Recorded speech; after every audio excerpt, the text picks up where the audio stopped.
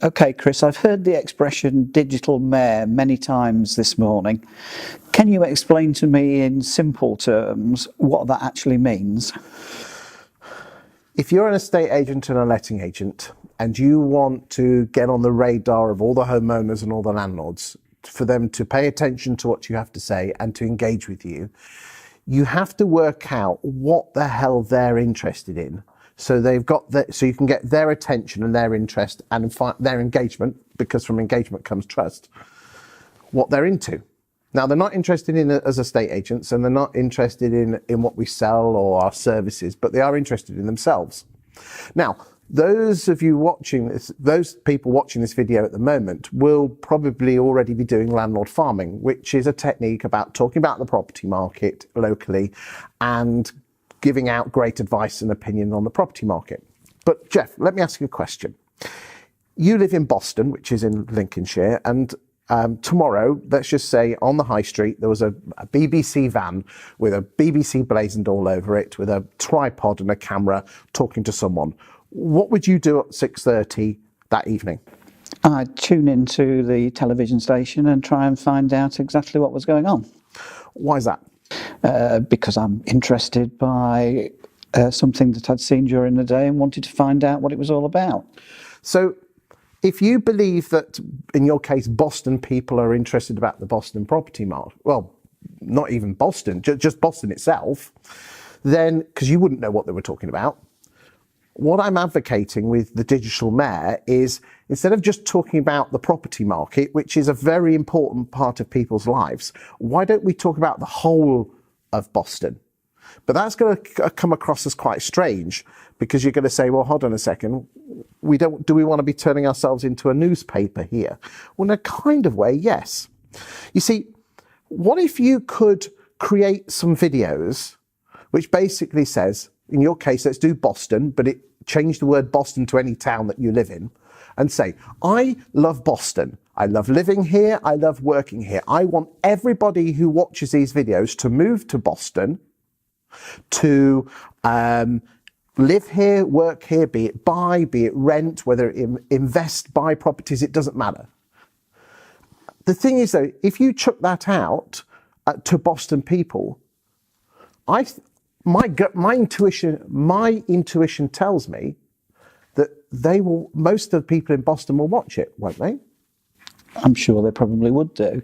But how would I set about doing that if I haven't got those particular skills? Well, what we're going to do is we've come up with a course called the Digital Mayor course, where we're going to teach people how to create advanced content, be it video or in the written word. So we're going to teach them, I've got some clients who've been going to the local school and working out what's happened to property prices in the school catchment area compared to the rest of the town, to property prices. And there was this guy in Leicester who basically said, if you live in this primary school catchment area, your property value has gone up by £36,000 more than the rest of Leicester. Now, he produced that video, he put it onto Facebook. Within a matter of a few hours, someone from the local school picked it up and posted it on the school's Facebook group. Now, the only people that are on that school's Facebook group are people who send their kids to the school. Talk about captive audience, 3,500 people watched that video within a day. This is engagement. So that's one type of content you could provide. Another type of content is local property updates on particular housing estates. And you could put a leaflet through everybody's door who lives on that housing estate. Do you know what's happening in this housing estate?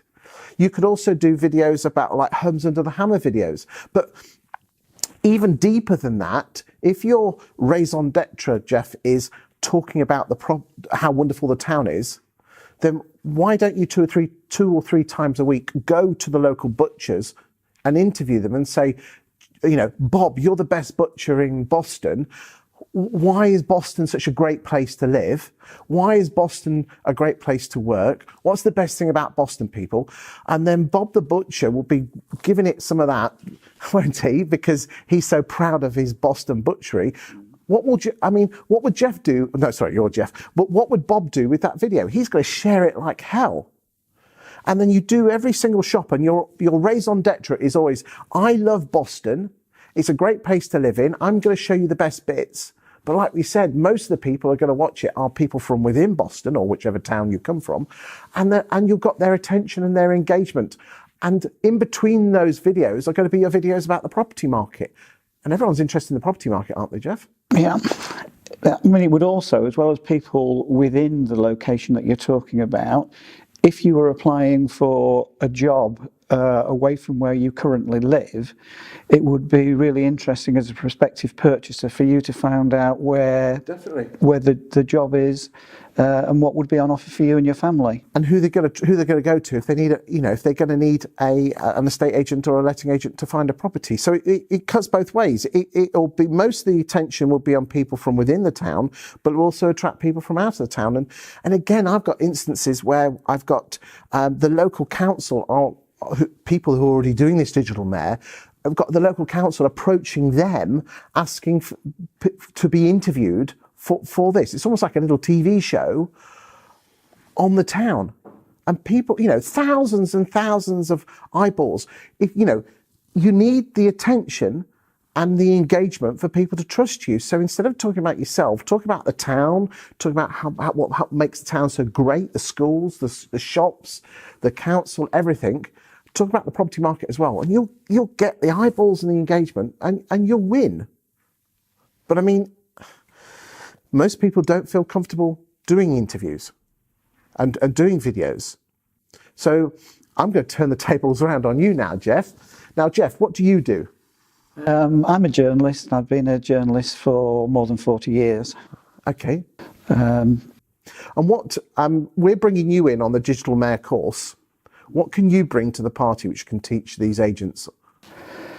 I think it's twofold, really. It's trying to give people the confidence to do the interviews that we've been talking about, and the techniques that can be used to bring people at ease, to forget that the camera even exists and just be holding a conversation as we've been doing, and to have the confidence to know that we're totally in charge of the film. If something goes wrong and you fall over your words or whatever, absolutely no shakes at all, because we just do it again until we're happy with it.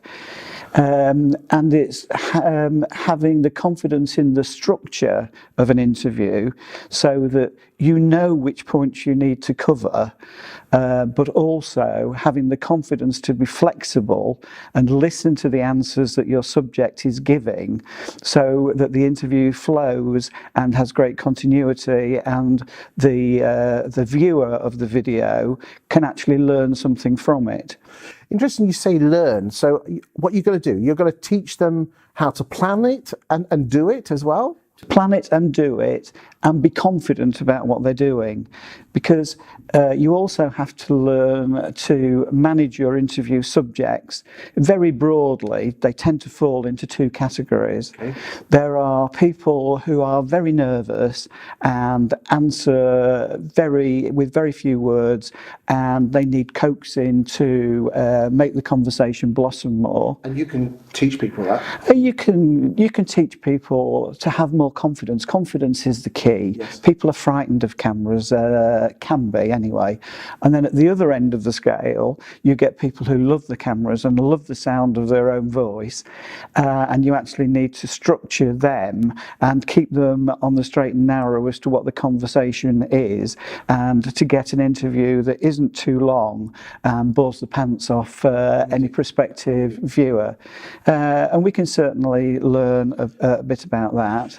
Now, correct me if I'm wrong, but I believe that you've had television and newspaper training, and you've been through some pretty big jobs. Maybe you could just share with the guys what you've been through. But what could you help on the course on trying to get your words into newspapers and getting onto radio and getting onto TV itself, mainstream terrestrial TV? Okay, well, do the first bit first, the commercial of what I've done. I've worked at editor level for most of my life, and was actually a main board director of a regional newspaper group.